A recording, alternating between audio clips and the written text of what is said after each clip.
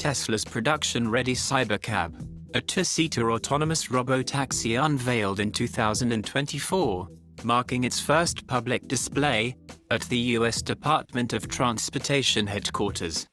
It's a close-up, real-world look at one of the first actual-build Cybercabs, not a concept model or early prototype, likely brought there deliberately by Tesla to let regulators, policymakers, and safety officials see and experience the vehicle up close ahead of volume production.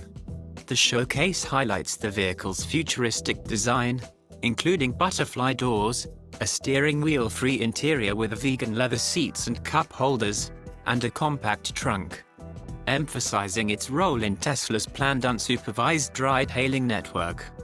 This event signals advancing regulatory engagement for autonomous vehicles, with Tesla targeting Cybercab production at Giga Texas later in 2026, potentially undercutting traditional taxi services at 30 cents per mile.